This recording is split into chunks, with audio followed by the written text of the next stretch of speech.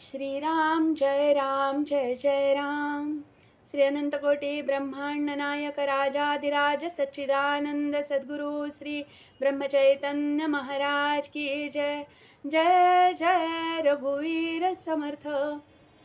श्रीराम.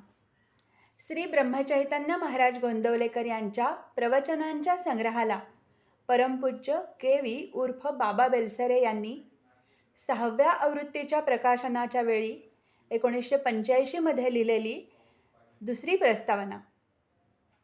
महाराष्ट्रामध्ये कीर्तनकारांइतकेच प्रवचनकार लोकप्रिय आहेत. पण प्रवचनकारांमध्ये 3 वर्ग आहेत. पहिला वर्ग आत्मज्ञानी पुरुषांचा, दुसरा वर्ग साधनेला उपयोग व्हावा यासाठी अध्यात्मशास्त्राचा अभ्यास करणाऱ्या साधकांचा आणि तिसरा वर्ग धंदेवाईक प्रवचनकारांचा. श्री महाराज पहिल्या वर्गातील प्रवचनकार होते. ज्यांना उत्तम जीवन म्हणजेच आनंदाने भरलेले समाधानी जीवन जगावे अशी खरी इच्छा होती, त्यांना 1. उत्तम जीवन म्हणजे काय आणि 2. ते जगण्याचा सोपा मार्ग कोणता हे सांगण्यासाठी श्री महाराजांनी ही प्रवचने केलेली आहेत. आपल्या शरीराला काही रोग झाला तर आपण लगेच त्याची काळजी घेतो. वास्तविक त्या शरीरात आपण राहतो. आपले मन शरीराहून अधिक आपल्याजवळ आहे. शोक, चिंता, भय, मोह यांनी मनाची प्रकृती बिघडते. त्यामुळे आपण आपला आनंद गमावून बसतो.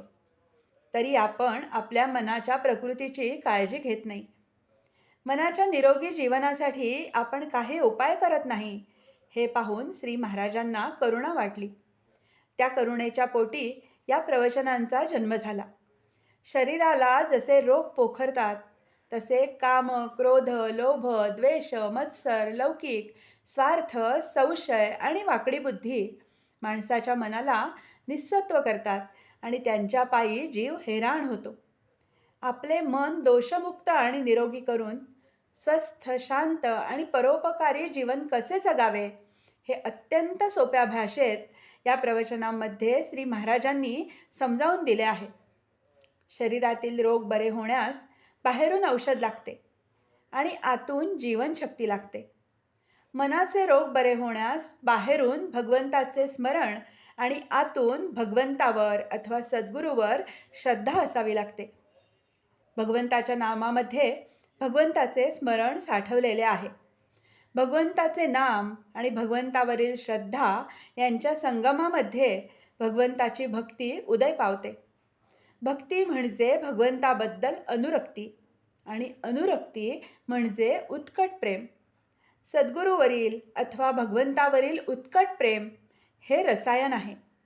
त्यामध्ये मोठी शक्ती साठवलेली असते. ते प्रेम मनाच्या तळाशी पोचते आणि तेथे असलेला अविद्येचा पडदा फाडून स्वस्वरूपाशी भिडते. भगवंताच्या दर्शनाच्या आड येणारे सारे प्रतिबंध ते दूर करते. ते दिव्य प्रेम कसे संपादन करावे याचे अतिशय स्पष्ट आणि तितक्याच खात्रीचे मार्गदर्शन या प्रवचनामध्ये आढळते. श्री महाराजांचे म्हणणे असे की प्रत्येक माणसाच्या अंतर्यामी एक गूढ सौंदर्य लपलेले आहे. त्याची कांती कधीच कोमेजत नाही. त्याचा रस कधीच विटत नाही. भगवंताच्या नामाने माणूस या सौंदर्यापर्यंत पोचू शकतो. त्याच्या दर्शनाने होणाऱ्या आनंदामधून एक दिव्य प्रकाश लाभतो. मग माणसाला काळ बाधत नाही.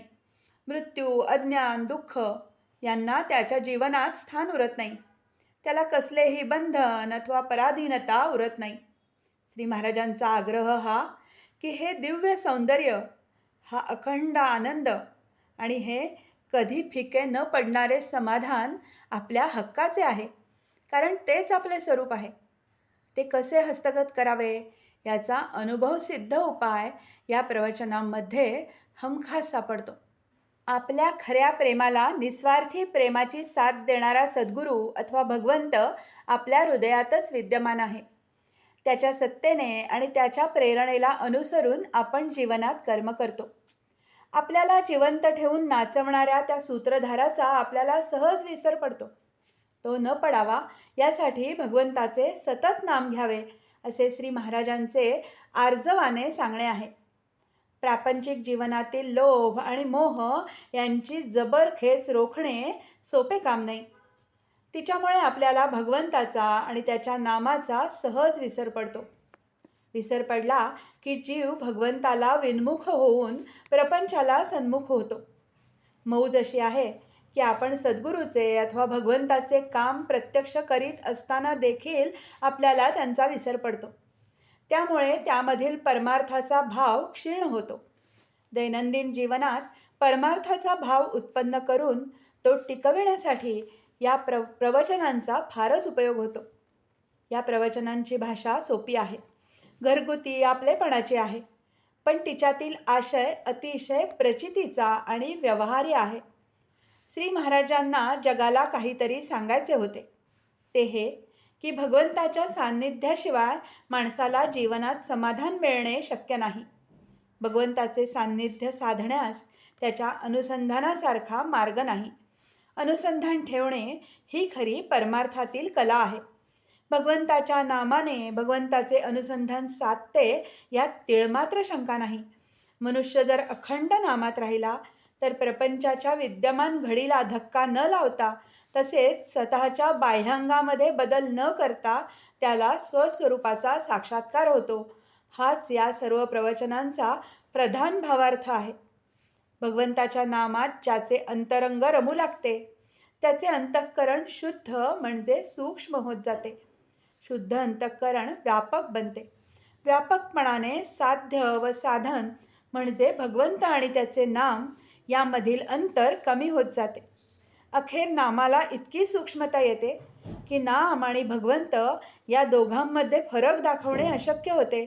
तसेच नाम घेणारा जो मी तो एक नामरूप तरी होतो किंवा भगवद्रूप होऊन सोहम म्हणू लागतो. हा अनुभव म्हणजे पूर्णता पावलेल्या सिद्धाचीच अवस्था होय. भगवंताच्या नामाचा मार्ग जाण्याचा नाही, परंतु येण्याचा आहे. बाहेर पडण्याचा नाही, आत उतरण्याचा आहे. प्रेमाने व आवडीने भगवंताचे नाम घेत असता भगवंत माझ्यापाशी आहे असे वाटले तर तो तसा आहेच, पण तो नाही असे वाटले तर असून नसल्यासारखे होते. म्हणून नाम घेत त्याच्या नावाने ओरडावे तरी किंवा नामाचा हात धरून मौनातच शिरावे.